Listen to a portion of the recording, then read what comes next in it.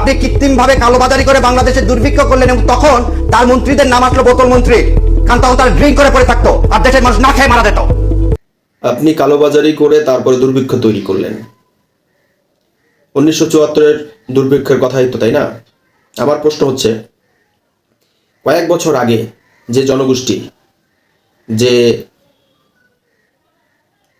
আমাদের উপরে 1971 সালের পাক বাহিনীরা যে হামলা চালিয়েছে, যে নিপীড়ন নির্যাতন করেছে, এদেশের অর্থনীতির সাথে সম্পৃক্ত অধিকাংশ জিনিস ধ্বংস করে দিয়েছে, তার ফলশ্রুতি তো দুর্ভিক্ষ হয়েছে, তাই না? এবং সেই দুর্ভিক্ষর পক্ষ নিয়ে, সেই অত্যাচারীদের পক্ষে, যে জালেমদের পক্ষে যারা একাত্মতা ঘোষণা করে নিজেরা পার্ট বাই পার্ট রাজাকার, আল বদর, আল শামস নানান অঙ্গ সংগঠন তৈরি করে সেই জালেমদের পক্ষে কাজ করেছে, সেই উত্তরসূরি, সেই দর্শন বহন করা কোনো লোকের মুখে সেই দুর্ভিক্ষের সমালোচনা করার কোনো ন্যূনতম যোগ্যতা তার আছে কিনা সেটা আপনার বিবেচনা করবেন। তবে একটু দুর্ভিক্ষ হওয়ার মূল কারণগুলো আমরা শুনি। দুর্ভিক্ষ কিভাবে একটি দেশকে দুর্ভিক্ষের দিকে ঠেলে দিয়েছিল।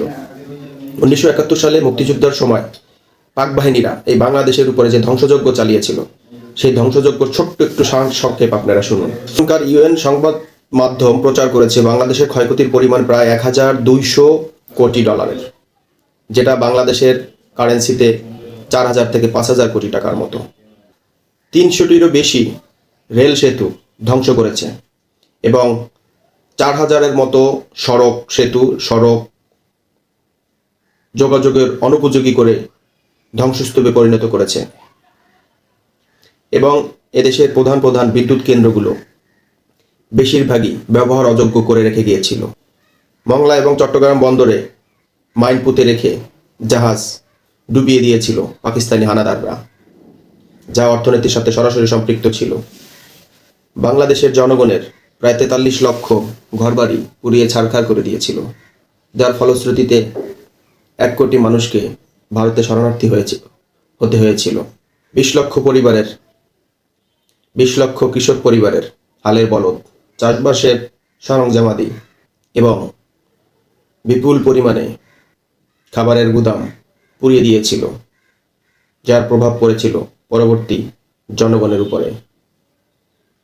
খাদ্যের অভাব দেখা দিয়েছিল। দেশের প্রায় প্রধান কলকারখানা এবং 600 শিক্ষা প্রতিষ্ঠান ধ্বংসস্তূপে পরিণত হয়েছিল।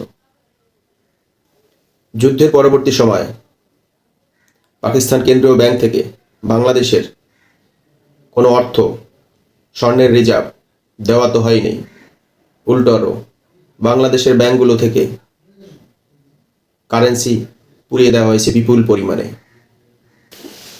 সব কিছু মিলিয়ে তৎকালীন বাংলাদেশের 1 বছরের যে বাজেট, সব কিছু মিলিয়ে তৎকালীন বাংলাদেশে 1 বছরের যে বাজেট, তাই 9 মাসে কয়েক বছরের বাজেট এর ক্ষয়ক্ষতি হয়েছে, যা ছিল জিডিপির প্রায় 20 থেকে 25% সমান।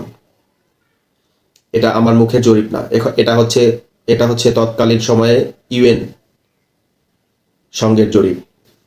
এবার বলেন,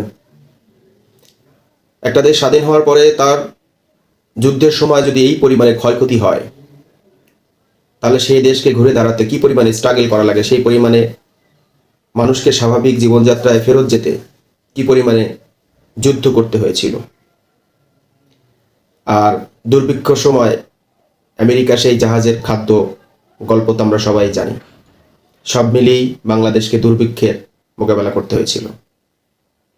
আর এই দুর্ভিক্ষের কারণ যারা এই দুর্ভিক্ষের দিকে ঠেলে দিয়েছে, যে নৃশংস যুদ্ধ চলাকালীন সময় যে অনাচার অত্যাচার সব কিছু ধ্বংস করে দেওয়ার পায়তারা, সেই তাদের পক্ষ যারা নিয়েছিল, তারা এখন এগুলো নিয়ে সমালোচনা করে।